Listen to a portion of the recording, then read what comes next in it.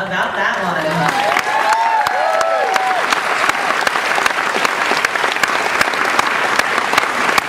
I don't say this to all the shows, but it's one of my favorite pilots of all the season. Don't tell the other networks. So how about we bring out the cast and creators of that awesome pilot?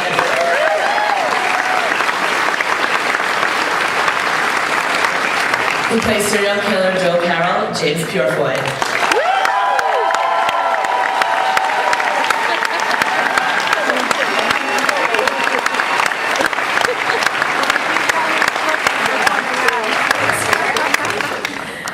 He plays FBI agent Ryan Martin. Kevin Williamson.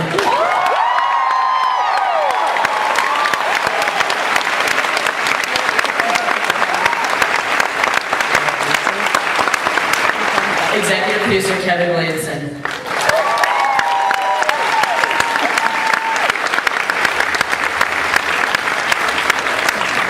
And executive producer Marcos Siega.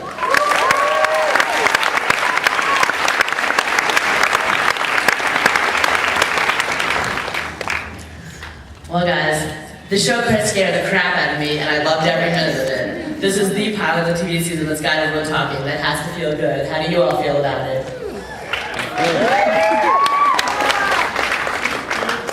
Good. You know why it's scary? Because I really like it and I just want everyone else to like it. And so, you have that sort of birthing a baby feeling about it and you just hope people respond to it. That's one scary baby. Kevin, what convinced you to do a TV series? What about this show appealed to you? I guess you mean Bacon, not Williamson, right? Yeah, it's already Bacon. It's alright. No, that's okay. I was thinking about doing television for quite a few years before this came around. It just had everything going for it. Brilliant writer and great director, and Marcos was attached. I really wanted to do something heroic because I wasn't really getting a chance to do that so much in the movies. And yet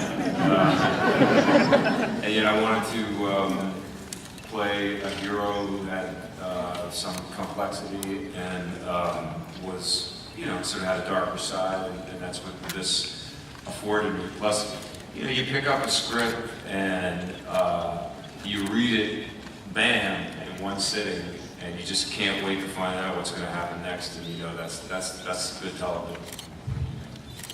So what is going to happen next? What's in store for episode 2? Boy, I wish I knew. I've got a room full of writers, and we're all sitting around trying to figure it out right now.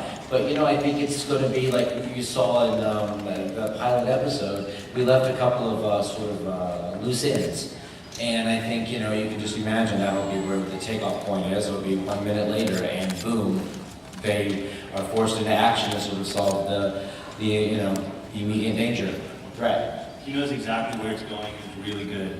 It is. It's just what Joe Carroll says. He's writing a book. He's creating this diabolical plan, and he's just going to make sure that, he tells it every week will be a different chapter of that book, and how he sort of set this sort of web into motion, and just how insidious and crazy and sick it can get. And it's a love story.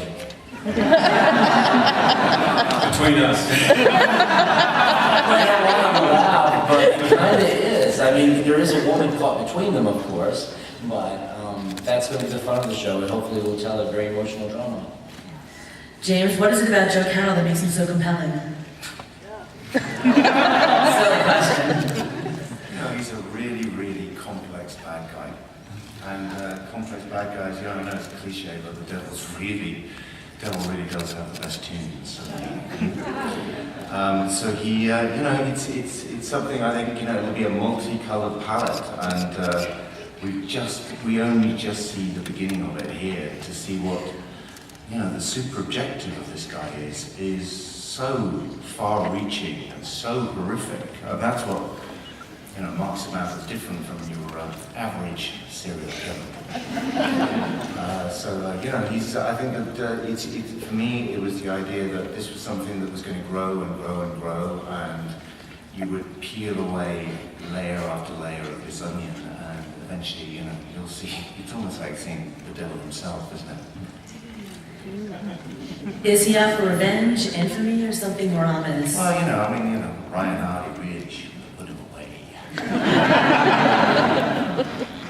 And that's what happens, you know, when the guy, you know, he put him away, had a thing with his wife. He's now in the crosshairs of this man who is so malignant. You know, there's just nothing nice in his soul. It's very bad.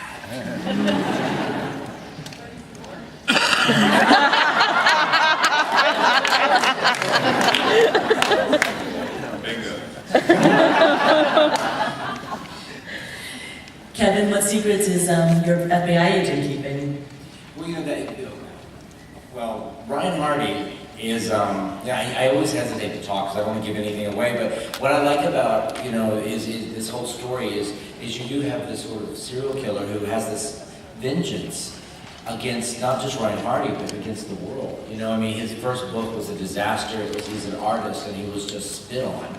And now he's got this man who has taken him down and taken his wife and taken, you know, that would, for a narcissistic, egotistical maniac, that could be quite devastating. And so Ryan Hardy also comes to the table with a checkered past. You know, he shows up first as our damaged FBI agent, and then slowly when we get to know him, and we start to sort of flash back and see his decisions and his choices and all the things that shaped him into who he is, I think we'll get a very unique, complex sort of tale, you know, or take on that damaged FBI guy. That, you know, that's my goal. Mr. Bacon, is that what appealed to you about the character? Yeah, for sure. You know, I'll tell you something that Kevin Williamson said to me early on has really been kind of a linchpin for me, and that was that this is a guy who, throughout his whole life, has been surrounded by death. And when I kind of started to focus on that idea, that became a real, you know, kind of driving force for him. And the fact that if that happens to you, because I've known people who kind of feel that way, you feel that in some way, some kind of spiritual way, maybe you're somehow responsible for that. And I think that's part of what's kind of torturing him. And you know, hopefully down the line through the show, we'll sort of learn more about that. Will the good guys ever win one? I mean, they sort of take a beating in episode 1. Well, you know, I mean, I think there'll be a little bit of a scoreboard. You know, it'll be it's 1-0 right now, and you have to tune in next week and see if we can get it to 1-1. And talk a little bit about talk a little bit about the board too. I mean, it's pretty brutal for broadcast TV. How do you get it past the censors? We shot it as if we were just shooting a cable show, and we figured we'd deal with it later. And, I was kind of surprised that we got away with as much as we did, and it didn't really make us change a whole lot. I think it's also too. It's like, you know, I was thinking about it too. It's also the suggestion of violence too. Yeah, you can suggest an ice pick to the eye. Well, there's that. What more do you have in store for us? Well, you know, Marcos and I really aren't about gore. We're about, like, you know, you don't need to see someone carve out someone's eye with an ice pick. But the idea that someone can, and they're standing right there with you, and the ice pick is in their hand, that's scary enough. You know, it's like you don't need to, it's about suspense, which is what he's the master at. So that's what, you know, I mean, I got down to him. He's been a wonderful collaborator in all this, and I just think he's done a terrific job with it. Thank you. I've done a lot of pilots. It's hard to find a collaboration. This whole team came together, and it feels good when it happens, because it doesn't always happen. Talk a little bit too about the storytelling and the flashbacks, and I love the way that they flow, you know, we're woven in so seamlessly. Are we going to see more of that as the show plays out? Well, yeah, we are. I mean, he kind of designed them, so, We're going to see a lot of them. Kevin's writing them into the show. Again, what he said earlier, you're going to learn a lot about Ryan and Carol and their relationship through flashbacks. And we felt that we didn't need to affect the look of it in order to tell the audience. Let the audience kind of follow along and not be so heavy-handed with giving this sepia look or a black and white look. And I think it's really effective.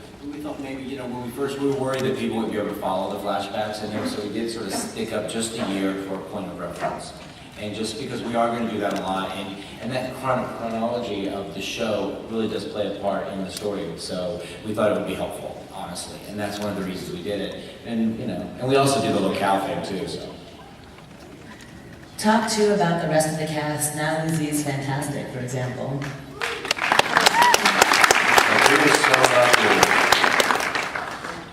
I'm very lucky. You pray for the chemistry, when you cast these people, and it turns out that Kevin Bacon has chemistry with everybody. And I think it's a beautiful moment when she comes down the stairs and they see each other and we flash back and that look on his face. I think it's just awesome. We have an amazing cast, and it's the biggest problem I have is that every once in a while I have to sit down and say, "You may die." No matter how good you are, you may die. That's right. We're being tragic. Never saying stuff. Well, unfortunately, that's all the time we have. Oh, but- Wait, we gotta go to the Fox booth and get a free t-shirt. These Ice Pick Lady t-shirts.